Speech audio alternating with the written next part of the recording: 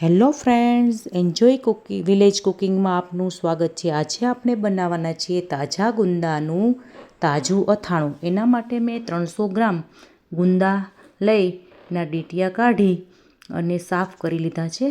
હવે આ ગુંદાને હાથની મદદથી તોડી અને 2 કટકા કરી લઈશું।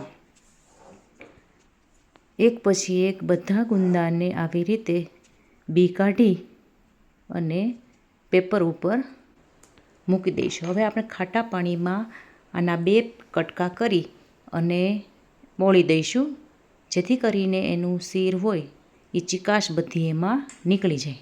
ડૂબે એ રીતે આપણે રાખવાના છે અને ધીમે ધીમે એને હલાવી લેવાના છે ખાટા પાણીમાં।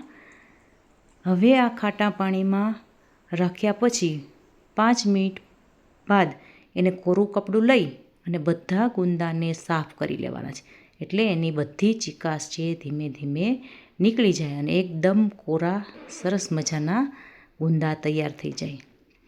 હવે એક પછી એક બધા ગુંદાને આવી રીતે સાફ કરી અને આ ગુંદામાં આપણે આચાર મસાલો ભેળવવાનો છે।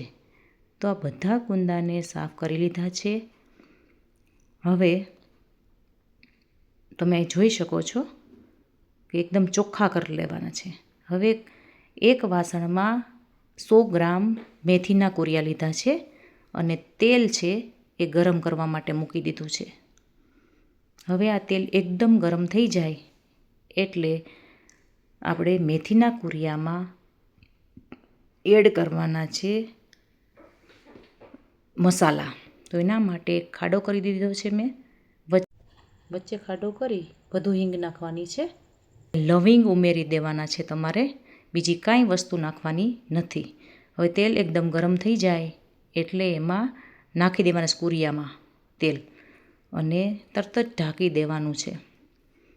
થોડુંક ઠંડુ પડે એટલે આપણે એમાં રાઈના કુરિયા એડ કરીશું 2 ચમચી, હલાવી લઈશું। થોડુંક ઠંડુ પડે પછી આપણે હળદર મિક્સ કરીશું, ત્યારબાદ તીખા નાખીશું અને એકદમ ઠંડુ પડવા દેવાના છે। ઠંડા પડ્યા પછી 50 ગ્રામ આખું મીઠું લીધું છે। મીઠું આખું લેવાથી તમારું અથાણું બગડતું નથી, લાંબો સમય સારું તાજું રહે છે અને કડક રહે છે। હવે વરિયાળી એડ કરીશું અને હલાવી લઈશું। હવે લાલ મરચું પાવડર કાશ્મીરી લીધું છે। કાશ્મીરી લાલ મરચું પાવડરથી એકદમ કલર સરસ આવી જાય છે અને અથાણું પણ આપણને આંખને ગમે એવું થાય છે અને ટેસ્ટી પણ બને છે। મિક્સ સારી રીતે મિક્સ કરી લઈશું। આપણને એમ લાગે કે હજી કલર આવ્યો નથી તો પાછું આપણે મરચું એડ કરીશું, સારી રીતે હલાવી લઈશું। અથાણામાં હિંગનું પ્રમાણ વધુ રાખવાથી એકદમ ટેસ્ટી અને સુગંધીદાર અથાણું બને છે। આપ જોઈ શકો છો અથાણાનો કલર સરસ આવી ગયો છે અને તેલ પણ બહાર નીકળી જાય એટલું થઈ ગયું છે। હવે આપણે એક અલગ વાસણમાં આ કોરા કરેલા ગુંદા છે એને થોડા નાખી અને એની ઉપર આચાર મસાલો એડ કરવાનો છે, આપણે હમણાં તૈયાર કર્યો એ। ત્યાર પછી પાછા થોડા ગુંદા છે એ ભેળવવાના છે અને પાછો એના ઉપર આપણે આચાર મસાલો તૈયાર કરેલો એડ કરીશું। આપ જોઈ શકો છો। હવે એને સારી રીતે મિક્સ કરી લેવાનું છે ચમચા વડે।